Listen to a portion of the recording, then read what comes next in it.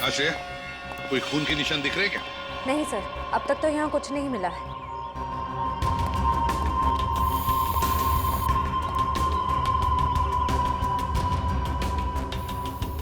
Watchman, कल रात duty पर थे ना तुम? साहब नहीं था। तो फिर तुमने देखा कैसे नहीं किसी को ऊपर से गिरते हुए? साहब रात में मैं ही यहाँ पे बैठा हुआ था। ये मेम साहब अचानक यहाँ आई और बोलने लगी कि सूरज ऊपर से कूद गया। अच्छा एक बात बताओ, कल कोई अनजान आदमी आया था कल रात को यहाँ इस विंग में? नहीं साहब, इस विंग में जो लोग रहते हैं वही लोग आए थे साहब। आप चाहें तो मैं आपको रजिस्टर भी दिखा सकता हूँ साहब।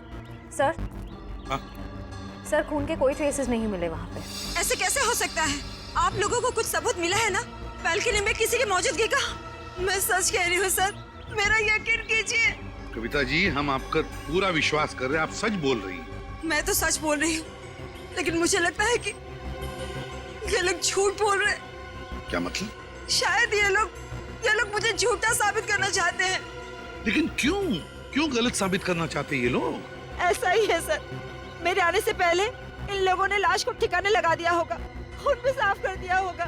मेरा यकीन कीजिए, मैं सच बोल रही हूँ। कविता, तुम सबके सामने पतंग खड़ा कर रही हो। एक मिनट सर, आप नहीं सर, मैं सच बोल रही हूँ। सर आप मेरी पत्नी की बातों को ज्यादा गंभीरता से मत लीजिए। दरअसल उसका दिमागी इलाज चल रहा है। दिमागी इलाज चल रहा है? क्यों, किस लिए?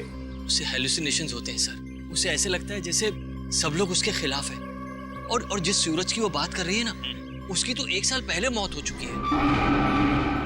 सूरज की मौत 1 साल पहले हुई थी? जी। अच्छा, और फिर भी इस बात का तो नजरअंदाज नहीं कर सकते ना कि आपकी पत्नी कविता ने किसी को ऊपर से छलांग लगाकर खुदकुशी करते हुए देखा है। एक बात बताइए, सूरज की मौत हुई कैसे थी? सर, सूरज ने फ्लैट से कूदकर आत्महत्या कर ली थी। वैसे आप कौन है? मैं सूरज का चचेरा भाई प्रतीक और ये मेरी पत्नी नताशा। एक बात बताइए, सूरज ने आत्महत्या क्यों की? सर सूरज को अपने पिता से बहुत लगाव था और उनकी मौत के बाद उसके पास जिंदा रहने का कोई मकसद ही नहीं बचा था। कविता जी, एक बात बताइए, क्या आपने 1 साल पहले सूरज को कूदते हुए देखा था अपने घर से? तभी मैं इस शहर में नहीं थी सर। मेरे वापस आने के बाद मुझे बताया गया था, लेकिन मुझे यकीन ही नहीं हुआ। माँ बाप की मौत हर बच्चों के लिए बहुत बड़ा सदमा होती है, लेकिन इसका मतलब ये नहीं है कि आप अपनी जिंदगी का अंत ही कर दो। सर, मैं पूरे यकीन के साथ कह सकती हूँ कि सूरज जिंदा था। पिछले कई दिनों से मैं उसे देख रही थी। कविता सर आप यकीन कीजिए सर। बस करो, तुम्हारी तबीयत ठीक नहीं है। हाँ? चलो घर चलो, तुम्हारे आराम का वक्त हो गया। अमन, मैं सच कह। Excuse me sir. सर, चलो मेरे साथ चलो। अमन, मैं सच बोल रही हूँ। सर कविता आंटी को सूरज की मौत का बहुत गहरा सदमा लगा है, इसलिए उसके कूदने का दृश्य उनकी आंखों के सामने बार बार आता रहता है। सर, कविता आंटी की अपनी कोई संतान थी नहीं और वो सूरज को अपने बेटे समान मानती थी। सूरज को हॉस्पिटल कौन ले गया था? मैं, नताशा और अमन अंकल, हम तीनों मिलकर लेकर गए। सर मैं भी था। शेखर, सूरज के पिता का बचपन का दोस्त। कौन से हॉस्पिटल ले गए थे सूरज को? Sir, city hospital. City hospital. Suraj की मौत 1 साल पहले हुई है, तो पता लगाना पड़ेगा कि लोकल पुलिस स्टेशन का कौन सा ऑफिसर उस केस को देखता था और फिर उससे लेकर सिटी हॉस्पिटल जाना पड़ेगा। 16 दिसंबर 2012 की रात थी जब सूरज को इस हॉस्पिटल में लाया गया था। काफी नाजुक हालत थी उसकी, कंधा टूट गया था उसका, सर पे भी गहरी चोट आई थी। लग नहीं रहा था कि वो बचेगा। लग नहीं रहा था? बिल्डिंग से कूद के उसकी मौत हो गई थी ना? मौत? नहीं सर, इस हॉस्पिटल के डॉक्टर इतने काबिल थे, उन्होंने उसको बचा लिया था।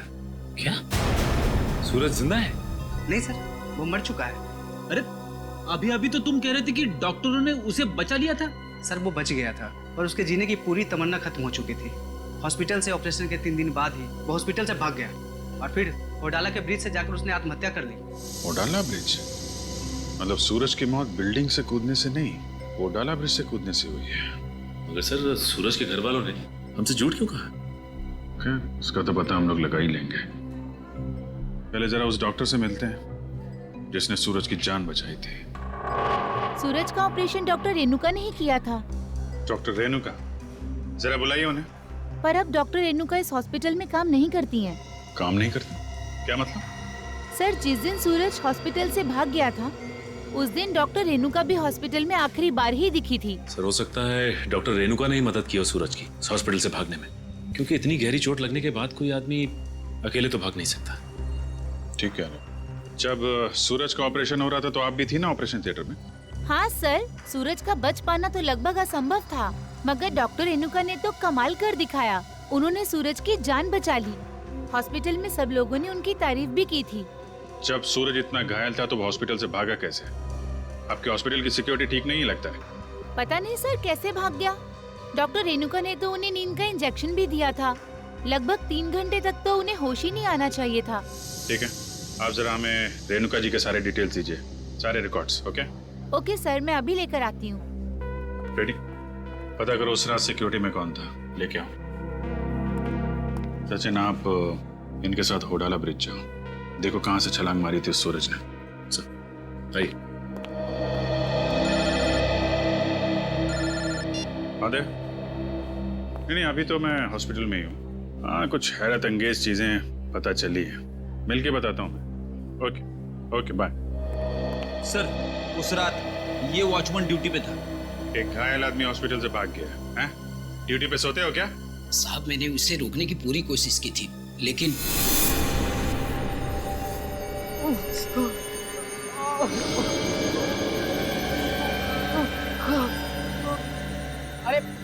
अरे साहब आप कहाँ जा रहे हैं? अपने काम से काम रख। ऐसे मैं आपको नहीं जाने दे सकता साहब। मेरे बीच में हट जा वरना तेरी जान ले लूंगा।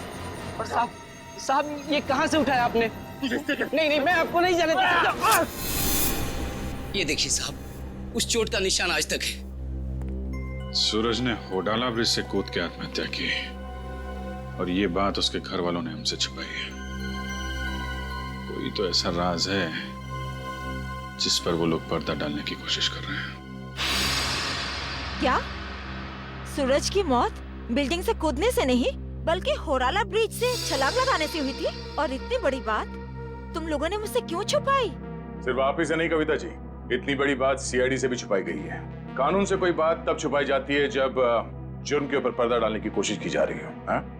वो ये बात हमने कविता से इसलिए छुपाई थी, हम नहीं चाहते थे कि कविता सूरज के वापस लौटने की झूठी उम्मीद में जिए। जी हाँ सर, मौत बिल्डिंग से कूदकर हुई हो या फिर होडाला ब्रिज से छलांग लगाकर, सच तो ये है कि सूरज अब कभी भी लौटकर वापस हमारी जिंदगी में नहीं है। माना सूरज ने होडाला ब्रिज से नीचे छलांग लगाई, मगर किसी को उसकी लाश मिली है? तो आप लोग इतने यकीन के साथ कैसे कह सकते हैं कि सूरज मर चुका है? मैं जानती थी कि सूरज जिंदा है और वो वापस जरूर आएगा। हे भगवान, तेरा लाख लाख शुक्र है, वो वापस आएगा। इसीलिए हमने ये बात कविता से छुपाई, क्योंकि हम नहीं चाहते थे कि ये सूरज की वापसी की झूठी आस में बंधी रहे। अब आपने इसे सब कुछ सच सच बताकर इस बेचारे की बची कुची जिंदगी में भी जहर घोल दिया। तुम मेरे पति नहीं हो, दुश्मन है दुश्मन। तुमसे मेरी खुशी देखी नहीं जाती, मेरा सुख तुमसे बर्दाश्त नहीं होता। बोलो, क्यों छुपाया था मुझसे? नहीं छोड़ेंगे। कविता जी संभालिए। छोड़िए। अब तो खुश है ना आप लोग हमारे घर में झगड़ा लगाकर? आपके घर के झगड़े से ज्यादा जरूरी फिलहाल हमें यह जानना है सूरज जिंदा है या नहीं, और अगर वो जिंदा नहीं है तो फिर कौन है वो आदमी जो नकली सूरज बनकर ये खेल खेल रहा है? अच्छा, ये है डॉक्टर रेणुका, इसने बचाया सूरज को। हाँ सर, इनके घर पे पूछताछ करने पे इनके नौकर ने बताया कि हॉस्पिटल की नौकरी छोड़ने के 1 हफ्ते बाद ये सिंगापुर चली गई थी। हॉस्पिटल से नौकरी छोड़ने के बाद ये सिंगापुर चली गई, तो फिर कभी ना कभी तो वापस आती होगी। नहीं सर, वापस आना तो दूर की बात है, इन्होंने एक फोन तक नहीं किया। अरे, एक फोन तक नहीं किया? बड़ी अजीब बात है। कोई अपना घर नौकर पर सौंप जाता है तो कभी ना कभी फोन करके पूछताछ तो करता है घर की हालत के बारे में। हाँ सर, पर इन्होंने ऐसा बिल्कुल नहीं किया। और सर, नौकरों की पगार हर महीने सीधे उनके अकाउंट्स में डाल दी जाती है, वो भी कैश। नहीं, कुछ और ही चक्कर है, कुछ और ही चक्कर है ये। सर ये धीरज, इन्होंने सूरज को होडाला ब्रिज से कूदते हुए देखा था 1 साल। क्या तुम्हें पूरा यकीन है कि वो सूरज ही था? जी सर, पुलिस ने उस वक्त उसकी फोटो दिखाई थी, वही सूरज था। क्या यही था वो? हैं? जी सर, यही सूरज था। अगर तुमने सूरज को ब्रिज से कूदते हुए देखा तो तुमने उसे बचाने की कोशिश क्यों नहीं की? रोका क्यों नहीं उसे? सर मुझे नहीं मालूम था कि ये कूदने वाला है। मैंने समझा कि बस यूं ही टहलने के लिए आया होगा। जब तक मैं कुछ समझ पाता इन्होंने वहां से छलांग लगा दी। कब हुआ ये? सर रात तकरीबन 1 बजे की। रात के 1 बजे? तो क्या मैं पूछ सकता हूँ कि रात के 1 बजे आप वहां क्या कर रहे थे ओडाला ब्रिज पर? सर वो क्या है ना कि मैं एक लेखक हूँ। जब कभी कहानी लिखते लिखते अटक जाता हूँ तो वहां टहलने के लिए निकल पड़ता हूँ, इस उम्मीद से कि शायद कोई नई प्रेरणा मिल जाए। लेकिन जब से ये हादसा हुआ है ना सर, मैंने उस ब्रिज पे जाना बंद कर दिया है। वैसे आप लिखते क्या है? सर मैं उपन्यास लिखता हूँ, नोवेल्स। ठीक है धीरज, थैंक यू वेरी मच। तुम जा सकते हो। अगर जरूरत पड़े तो हम तुम्हें फिर से बुला लेंगे। सर ये ओडाला ब्रिज के नीचे के पानी का बहाव बहुत तेज है सर। अगर कोई भी आदमी ऊपर से नीचे गिरता है तो उसका बचना अब नामुमकिन है सर। और तो और सर पुलिस वालों ने उस जगह की अच्छी तरीके से छानबीन करवाई थी गोताखोरों से, लेकिन सूरज की लाश नहीं मिली थी सर। हो सकता है कि तेज बहाव की वजह से वो सूरज को ढूंढ नहीं पाए होंगे, या फिर किसी न किसी वजह से सूरज डूबने से बच गया। सर अगर ये सूरज बच गया है तो सिर्फ कविता जी को क्यों दिखाई देता है, अमन जी या बाकी लोगों को क्यों नहीं? वही तो, अगर ये बच गए तो सिर्फ कविता को ही कैसे दिखता है, और किसी को क्यों नहीं दिखता? नहीं नहीं नहीं नहीं नहीं नहीं, कुछ ना कुछ तो गड़बड़ जरूर है, क्योंकि अगर ये बच गया तो सबके सामने क्यों नहीं आता है? सर शायद ये कविता जी का कोई वहम है। नहीं नहीं नहीं निखिल, ये कोई वहम नहीं है, कोई वहम नहीं है। अगर ये कविता जी का वहम होता तो वे सूरज की घर की बालकनी के रेलिंग पर जो धूल जमा हुई थी उसमें से इतना सा हिस्सा ही साफ कैसे मिला हमको? इतना सा हिस्सा साफ कैसे मिला? उसका एक ही मतलब है कि कोई ना कोई तो था सूरज के घर में, कोई ना कोई तो गया था सूरज के घर में जिसे कविता ने देख लिया। मगर कौन गया था सूरज के घर में? है कौन ये? इसका पता तो लगाना ही पड़ेगा।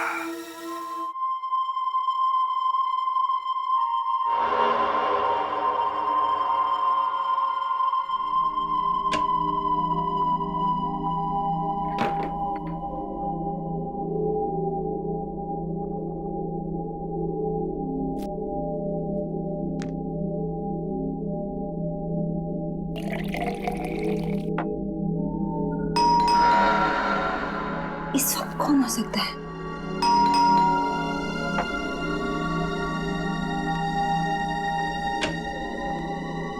कौन है?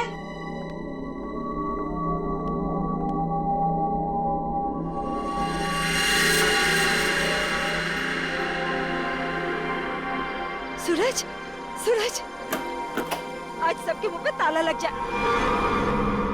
हाँ? सूरज, अब कहाँ चले गए? सूरज कहाँ? सूरज बंद करो ये मजाक, कहाँ हो तुम? सूरज आ जाओ अभी। सूरज मेरी आंखें तरस गई है तुम्हें देखने के लिए। सूरज, सूरज कहाँ हो सूरज तुम? सूरज, सूरज। कविता आंटी, सूरज तुम ऊपर जा रहे हो ना? आप ठीक हो ना? मुझे तुम्हारे कदमों की आवाज आ रही है। सूरज रुक जाओ। आप ऊपर क्यों जा रही हो? सूरज रुक जाओ, रुक जाओ सूरज। कविता आंटी इस वक्त आप छत पर क्यों जा रही है? सूरज, सुना ही नहीं होगा। सूरज, सूरज मैं जानती हूँ कि तुम छत पर आके छिपे हो। देखो अब अच्छे बच्चे की तरह वापस आ जाओ। अब मेरे सब्र का और इम्तिहान मत लो सूरज। कहाँ हो तुम? अब अगर तुम 5 गिनने तक बाहर नहीं आए ना, मैं तुमसे कभी बात नहीं करूंगी। 1, 2, 3, 4।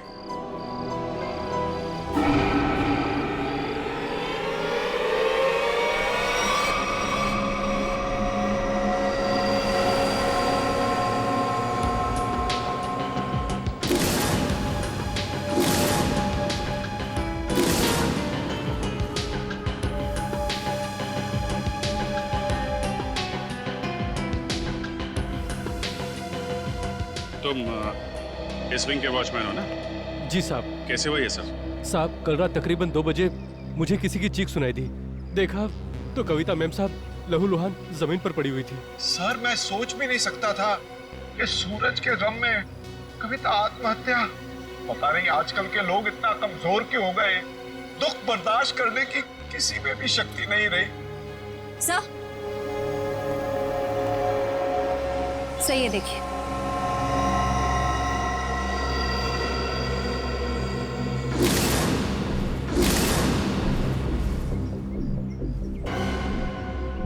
ये बात है।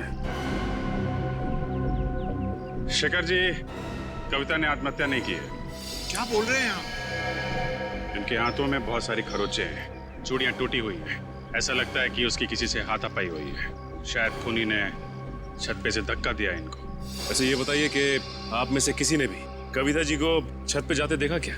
हाँ सर, मैंने देखा था। वो ऊपर जा रही थी सीढ़ियों से। मैंने उन्हें आवाज भी दी थी पर उन्होंने सुना नहीं। कविता जी अकेले छत पे जा रही थी या उनके साथ में कोई और भी था? वो अकेली थी सर, और वो बार बार सूरज का नाम ले रही थी सर। मतलब सर ये सूरज भी छत पे ही था? हो सकता है या फिर वो आदमी जो सूरज बनने का नाटक कर रहा है। ये अमन जी नहीं दिखाई दे रहे? कहाँ है वो? पता नहीं जी, सुबह से उसका नंबर ट्राई कर रहा हूँ लेकिन फोन ऑफ है। सर वो घर पे भी नहीं है। शायद ऑफिस में हो। ऑफिस के नंबर पे डायल करके देख, कहाँ है वो? कल रात कोई अनजान आदमी आया था यहाँ पे? नहीं साहब, मैंने किसी को नहीं देखा। सो रहे थे क्या? नहीं साहब, मैं सच कह रहा हूँ। मैं कल रात जाग रहा था और मैंने किसी को नहीं देखा इस विंग में जाते हुए। अगर जाग रहे थे तो किसी और को कविता के साथ छत पे जाते हुए क्यों नहीं देखा तुमने? मुझे तो ये भी नहीं पता साहब कि कविता मैम छत पे कैसे चली गई। छत का दरवाजा हमेशा बंद रहता है। चाबी किसके पास रहती है? चाबी मेरे पास रहती है साहब। लाओ चाबी लो। सर ये देखिए, चाबी में चिकनाहट है। चिकना तो है। साबुन, लगता है किसी ने साबुन पे चाबी का निशान लिया है और डुप्लीकेट चाबी बनाई है। नहीं साहब, मैंने किसी को चाबी नहीं दी थी साहब। तुमने कुछ नहीं किया लेकिन लापरवाही तो की है ना तुमने। केबिन में तुमने चाबी लावारिस छोड़ दी होगी और इस बात का फायदा उठाकर किसी ने डुप्लीकेट चाबी बनवा ली। खूनी जो कोई भी है, छत पे जरूर कोई निशान छोड़ा होगा उसने। श्रेय, बॉडी को पोस्टमार्टम के लिए भिजवा दो।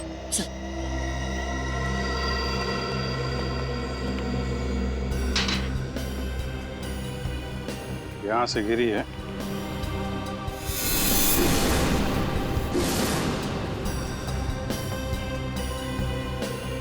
चूड़ी, इसका मतलब यहीं से खूनी ने कविता जी को नीचे फेंका है। यहीं पे हाथापाई हुई होगी और खूनी ने कविता को यहाँ से फेंक दिया है। ये देखिए जूते के निशान, जरा नाप के देखो। इसका मतलब खूनी 10 या 11 नंबर के जूते पहनता होगा। लेकिन सर ये भी तो हो सकता है कि ये जूता खूनी का ना हो और किसी ऐसे आदमी का हो जो इस बिल्डिंग में रह रहा हो। सचिन वॉचमैन बता रहा था ना, दरवाजे पे ताला लगा रहता है और उस चाबी पे भी साबुन लगा हुआ है। इसका मतलब खूनी ने डुप्लीकेट चाबी बनाई है। ये निशान खूनी का ही होगा।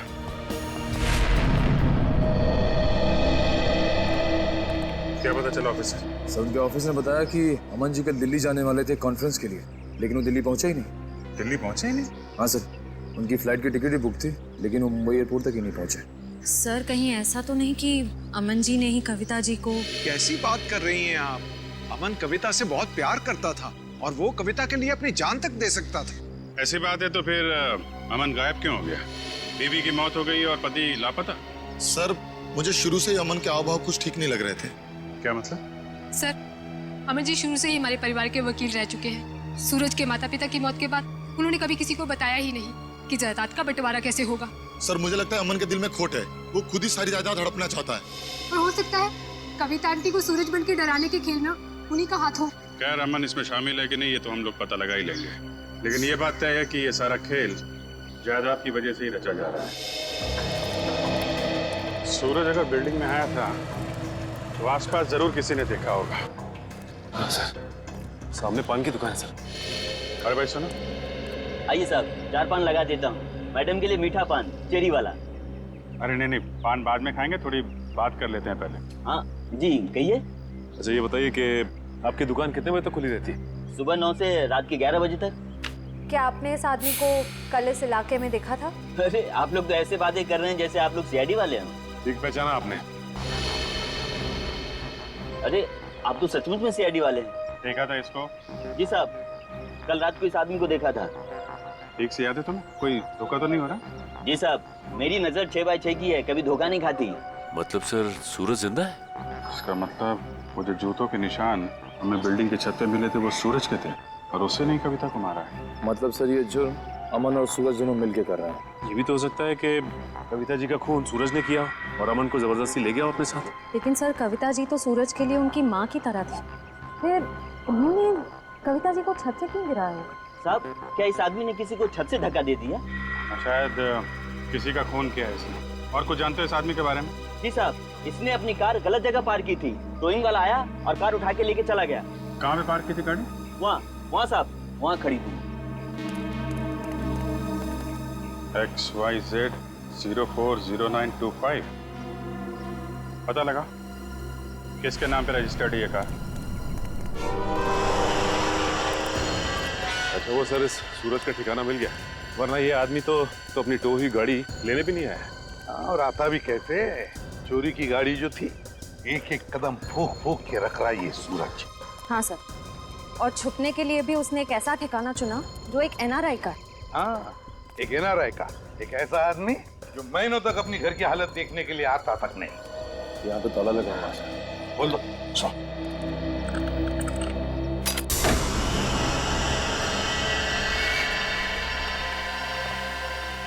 इस कमरे में से तो बहुत बुरी तरह से बदबू आ रही है। ऐसा लगता है जैसे कोई लाश है। कोई लाश ही सड़ी है इस घर में। ढूंढो, देखो कहाँ पर है वो लाश।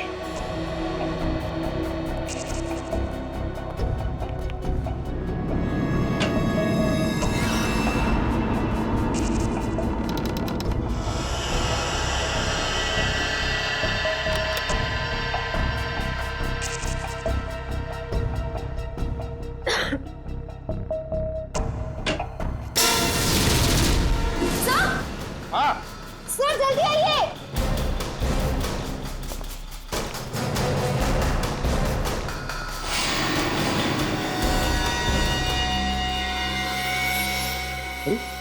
तो रेणु का है, यही है ना वो डॉक्टर जिसने सूरज पर इलाज किया था?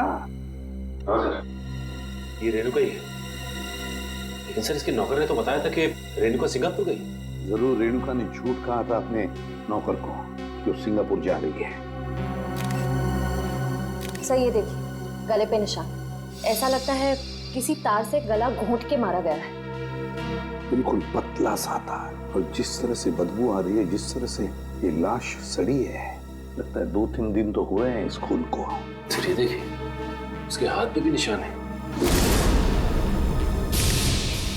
वो इधर सर ये निशान इस चीज का हो सकता है। ये निशान लगता है किसी रस्सी वस्सी से होते हैं ना निशान, खींचते वक्त वैसे लगते हैं ये निशान। ढूंढो जरा इस कमरे में, जो भी चीज है, जिस चीज से ये निशान बना है, तो यही कहीं मिलना चाहिए।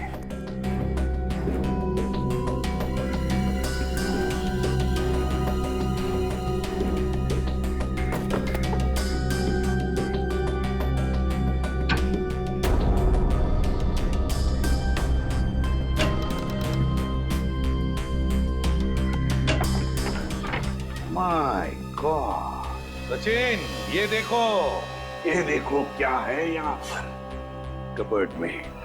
डमी,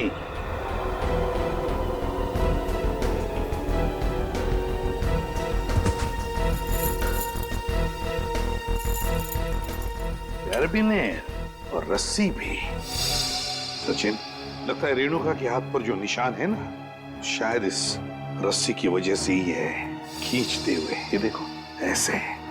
हाँ सर, लेकिन सर ये सारी की सारी चीजें इस घर में क्या कर रही हैं? क्योंकि ये सब चीजें तो शूटिंग में इस्तेमाल की जाती है, हार्नेस बांधने के लिए। याद है सचिन, सूरज के घर की बालकनी की रेलिंग पर बहुत सारी धूल जमी हुई थी, लेकिन एक जगह पर इतना सा हिस्सा साफ था। जरूर इस रस्सी की वजह से ही होगी वो जगह साफ। मतलब सर ये सूरज का बालकनी से कूदना कविता जी का वहम नहीं था? बल्कि रेणुका और सूरज दोनों की मिलीजुली साजिश थी। बिल्कुल सचिन, ऐसा ही होगा। हुआ ये कि सूरज जब अपने घर में आया तो कविता ने उसे सामने से देख लिया। फिर सूरज और रेणुका ने मिलकर इस डमी को अपनी बालकनी से नीचे फेंक दिया। तब कविता को शायद ऐसे लगा कि सूरज अपनी बालकनी से कूद पड़ा, तो वो अपने पति के साथ नीचे दौड़ कर आई और यहाँ सूरज और रेणुका इस डमी को ऊपर खींचने लगी इस रस्सी से, और इसीलिए खींचने की कोशिश में रस्सी के जख्म के निशान रेणुका के दोनों हाथों पर आ गए। मगर सर, ये सारा का सारा प्लान रेणुका और सूरज का था। एक बात समझ में नहीं आई, ऐसी क्या मजबूरी आई सूरज के सामने कि उसे रेणुका को मारना पड़ा? शायद रेणुका सूरज को ब्लैकमेल कर रही थी। Double game. काम करो, इस रेणुका के सारे फोन रिकॉर्ड्स चेक करो, सारे फोन रिकॉर्ड्स, और साथ में ये भी पता लगाओ कि ये डमी, ये कैरेबिनेर और ये रस्सी कहां से खरीदे गए थे। पता चलेगा इस पूरे प्लान के पीछे किसका हाथ है, किसका दिमाग है। सर, हाँ, सर आपने ठीक कहा था सर। वाकई में रेणुका के कॉल रिकॉर्ड से दूध का दूध और पानी का पानी हो गया सर। क्या पता चला फोन रिकॉर्ड से? ये देखिए सर, पिछले 1 साल में रेणुका को सबसे ज्यादा कॉल इस नंबर से आया सर, और ये नंबर अमन जी का है। हाँ, सबसे ज्यादा फोन अमन से आए हैं। तो क्या अमन हमसे झूठ बोल रहा है? कहीं अमन भी तो मिला नहीं इसमें? हो सकता है सर, हो सकता है कि अपनी बीवी की मानसिक स्थिति का फायदा उठाया उसने और ये सारा ड्रामा रचा सूरज का, ताकि वो अकेले उसकी प्रॉपर्टी का हकदार बन जाए। सर, एक बात मेरी समझ में नहीं आ रही है, वो सूरज जिसे उस पान वाले ने देखा था, वो असली सूरज था या नकली? वो असली भी हो सकता है श्रेया। भले ही सूरज ने होडाला ब्रिज से छलांग लगाई, मगर उसकी लाश कहाँ मिली है किसी को? अब तक किसी को भी उसकी लाश नहीं मिली है। लेकिन सर, सूरज को तो काफी लगाव था कविता जी से, तो वो ऐसी हरकत क्यों करेगा? कहीं ऐसा तो नहीं कि ये सूरज नकली है? आद्या, क्या? ग्रेट वर्क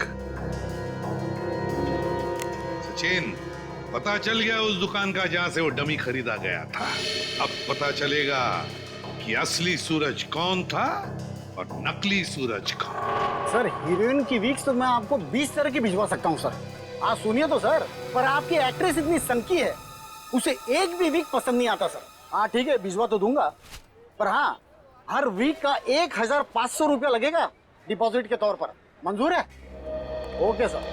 क्या भाई साहब, मेरे लायक भी कोई विग है क्या? हाँ, क्यों नहीं सर, एक मिनट। हाँ सर, आपकी पर्सनैलिटी को देख के ये विग जचेगा सर। नहीं, मेरे हिसाब से इनके ऊपर ये विग सूट करेगी, और मेरे ऊपर ये वाली, और फ्रेडी तुम्हारे ऊपर ये थोड़े लंबे बाल चाहिए ना, इनके ऊपर ये वाला जचेगा। सर, ये कैसा मजाक है? मजाक नहीं, हम लोग सीआईडी से हैं। सीआईडी? जी हाँ। कौन आया था इनमें से आपके पास? नहीं सर, कोई नहीं आया था सर। ध्यान से देखो, हो सकता है इनमें से कोई आदमी ये डमी लेने आया हो। हाँ सर, ये डमी तो वो आदमी किराए पर लेकर गया था सर, और वापस आ ही नहीं सर। कौन था वो आदमी? सर एक मिनट, मैं देख के बताता हूँ। अब मिल गया, धीरज नाम था उसका सर। सर, उस आदमी का नाम भी तो धीरज था ना, जिसने सूरज को ब्रिज से कूदते हुए देखा था। अच्छा भाई साहब, ये उस आदमी के चेहरे पे कोई कटा हुआ निशान था क्या? हाँ सर, ऐसा ही कटा हुआ निशान था सर। तो ये धीरज भी शामिल है इस षड्यंत्र में, अमन और रेणुका के साथ। रेडी? पता लगाओ इस धीरज का मोबाइल इस वक्त कहाँ पे है। अरे वो पिक्चर देखी है मैंने यार, बहुत घटिया है। अरे क्या बात कर रहा है यार, वो पिक्चर इतनी घटिया कैसे हो सकती है? भाई उसका डायरेक्टर जाना माना है, और गाने जबरदस्त, एकदम जबरदस्त हैं। कानून के गाने भी बहुत जबरदस्त होते हैं। कानून के गाने? आप लोग, अरे अभी गाना शुरू नहीं किया, कहाँ जा रहे हो? अरे सुनो तो। अरे अब सीधे सीधे बता ना। बताता। सूरज के ब्रिज से गिरने की मैंने मनगढ़ंत कहानी सुनाई थी। क्यों बनाई थी? क्योंकि मुझे इस काम के लिए 1 लाख रुपए दिए गए थे। 1 लाख रुपए? किसने दिए थे? उसका नाम है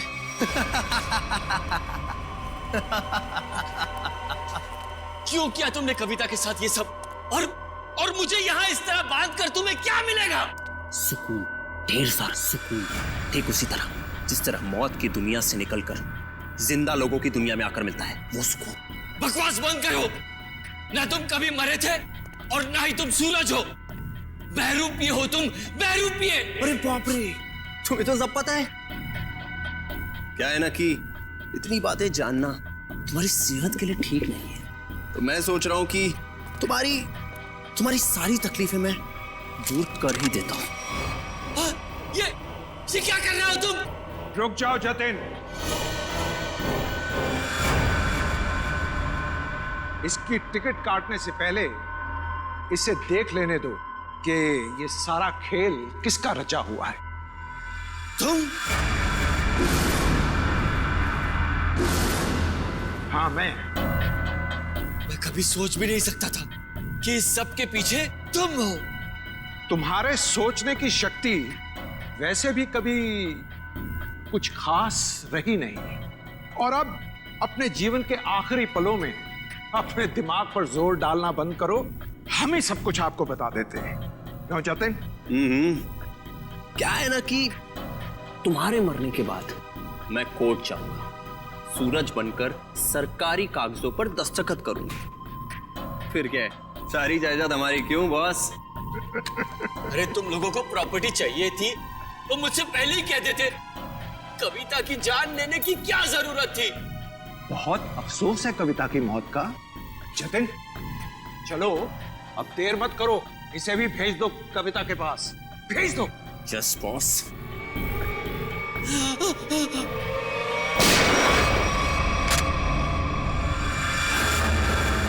सब कुछ सुन लिया हम लोगों ने। अगर बाकी मुजरिम भी आप लोगों की तरह अपना जुर्म अपने आप कबूल कर लें तो सीआईडी का काम काफी आसान हो जाएगा। क्यों शेखर जी, आपका क्या कहना है? अरे रे रे रे रे, इतने भयानक मुजरिम को इतने आसानी से नहीं भागने देंगे हम लोग। क्यों किया ये सब? सूरज को उसके पिता से बहुत लगाव था, और उसकी मौत के बाद उसके जीवन में कोई रुचि नहीं रह गई थी। उसके दिमाग में आत्महत्या करने के ख्याल पनपने लगे। इसलिए तुमने सोचा कि सूरज को तो प्रॉपर्टी में कोई इंटरेस्ट है नहीं, तो क्यों ना बहती गंगा में हाथ धो लिया जाए, उसकी प्रॉपर्टी हथिया ली जाए। हाँ, इसीलिए जब पहली बार सूरज ने बिल्डिंग से कूदकर आत्महत्या करने की कोशिश की तो तुरंत मैं उसे हॉस्पिटल लेकर गया ताकि किसी तरह से भी उसकी जान बच जाए, और वो अपनी सारी दौलत मेरे नाम कर दे। और जैसे ही रेणुका को पता चला कि करोड़ों रुपए तुम्हारे हाथ लग गए तो उसने अपना हिस्सा मांगना शुरू कर दिया तुमसे। हाँ, लेकिन गड़बड़ तब हुई जब वो दोबारा हॉस्पिटल से भाग गया। मैंने और रेणुका ने बहुत ढूंढा उसे, और तब हमने देखा कि सूरज नहीं, सूरज मेरा पीछा मत करो, मेरे पीछे मत आओ, मेरा मर जाना है, ठीक है? नहीं, मुझे दोबारा बचाने की कोशिश मत करो। नहीं सूरज, ऐसा बर्ताव मत करो। किसी एक आदमी के चले जाने से जिंदगी खत्म नहीं हो जाती। वो मेरे पापा थे। पापा, तुम लोग क्या समझोगे मेरे पापा के बारे में? नहीं सूरज, नहीं नहीं नहीं, मुझे छोड़ दो। मुझे अगर तुम दोनों में से किसी ने भी कूदने से रोका तो मैं अपनी जान ले लूंगा। मैं अपनी जान ले लूंगा। मैं अपना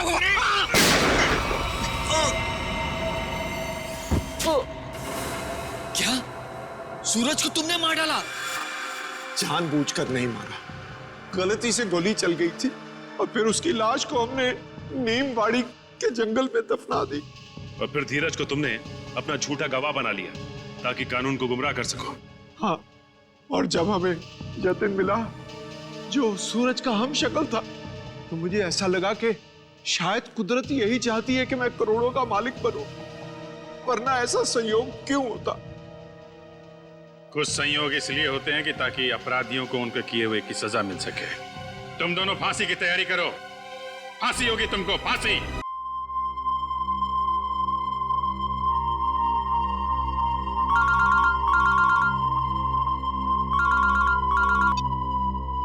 हेलो, मैं बोल रहा हूँ, काम हुआ क्या? मैंने तुमसे कहा था ना कि कल 10 बजे तक तुम्हारा काम हो जाएगा। और मेरी पेमेंट कहाँ है? पेमेंट मिल जाएगा तुम्हें। कितनी बार कहा मैंने तुमसे कि मुझे आधे पैसे एडवांस चाहिए और बाकी का काम खत्म होने के बाद। काम करो, पैसा तुम्हें मिल जाएगा। फोन रखो तो।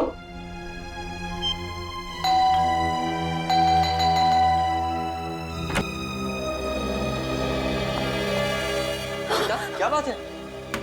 इतनी घबराई भी क्यों हो? कविता,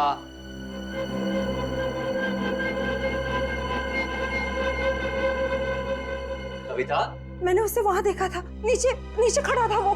नीचे? कौन? सूरज। सूरज, तुमने अपनी दवाइयाँ ली? अमन, मैं बीमार नहीं हूँ। मैंने उसे नीचे देखा था। उसकी आंखें उसे मासूमियत से मुझे देख रही थी, जैसे पहले देखा करती।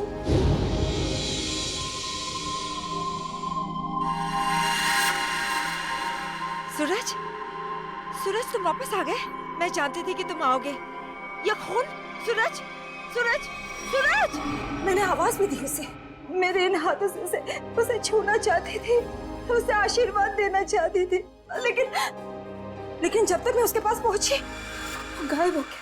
कविता, ये सब तुम्हारा वहम है। मैं जानती थी कि तुम यही कहोगे। मैं जानती थी आपको यकीन नहीं होगा। अरे आप ही क्या, कोई भी मेरा यकीन नहीं करेगा। लेकिन ये बात सिर्फ आज की नहीं है, पिछले कई दिनों से मैं देख रही हूँ।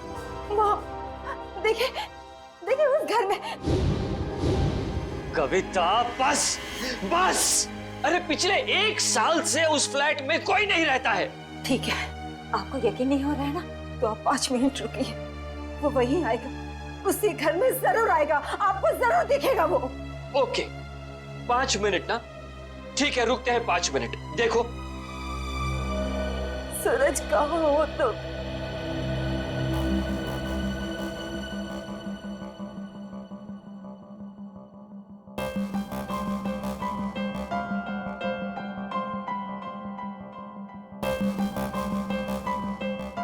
लो, हो गए तुम्हारे 5 मिनट। आया सूरज?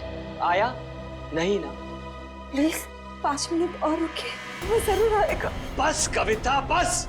अरे अगले आधे घंटे भी यहाँ खड़ी रहोगी ना, तब भी वहां सूरज नहीं आएगा। तुम्हारे पास ये सब फजूल की बातों के लिए फुर्सत है, मेरे पास नहीं। Enough of this nonsense. रुकिए तो, वो आएगा, वो जरूर आएगा।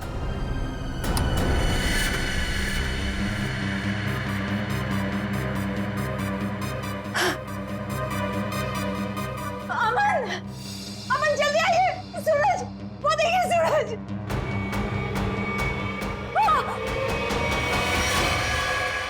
सूरज! अमन! अमन! अमन! जल्दी आइए! जल्दी आइए! अरे अमन, सूरज गिर गया! कविता! आइए जल्दी! आइए! वो छत से गिर गया है, मैंने अपनी आंखों से देखा है। चलिए जल्दी! कविता, क्या कर रही हो? अरे सबके सामने तमाशा मत करो प्लीज। अरे हमें सूरज को बचाना है। सूरज, सूरज! क्या हुआ मेम साहब? आप इस तरह चिल्ला क्यों रही हैं? कहाँ है सूरज? सूरज कहाँ गया? कौन सूरज मेम साहब? इस विंग में तो इस नाम के कोई भी साहब नहीं रहते। अमन, अमन मेरा यकीन करिए, सूरज को मैंने ऊपर बालकनी से गिरते हुए देखा था। यहीं गिरा था वो। देखो, यहाँ तो कोई भी नहीं है। है कोई दिख रहा है? नहीं ना? कविता, क्या कर रही हो तुम? मेम साहब, जरूर आपने कोई बुरा सपना देखा होगा मेम साहब। नहीं, ना ही मैंने कोई सपना देखा है और ना ही मेरा ये कोई वहम है। मैंने उसे अपनी आंखों से देखा है, समझे तुम? कविता, कविता, बस करो तुम। मैं अब और बर्दाश्त नहीं कर सकता। आज तुम्हारे इस वहम को मैं दूर कर ही देता हूँ। ये इसी मनुष्य फ्लैट से तुमने सूरज को कूदते हुए देखा था ना? यही है ना वो फ्लैट? मैं सच कह रही हूँ अमन, मैं सच कह रही हूँ। मैंने अपनी आंखों से देखा है उसे गिरते हुए।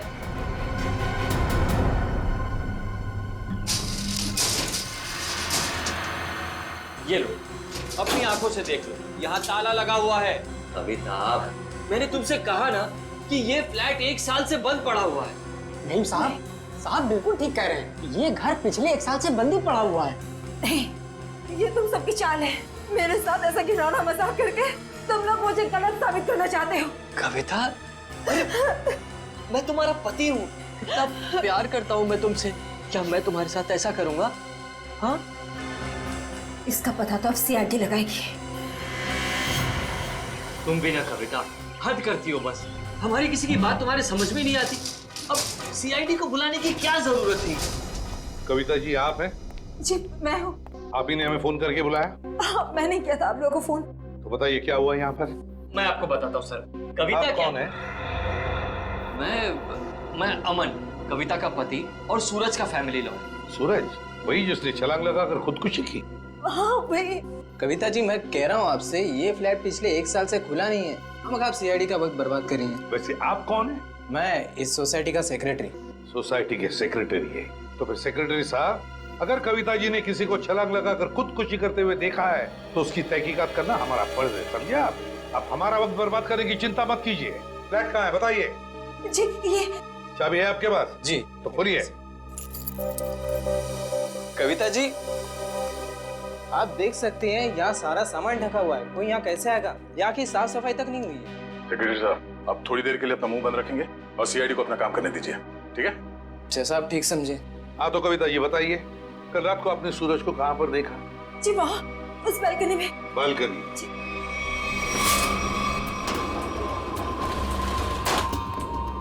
आइए बताइए, सूरज को कहाँ देखा था आपने?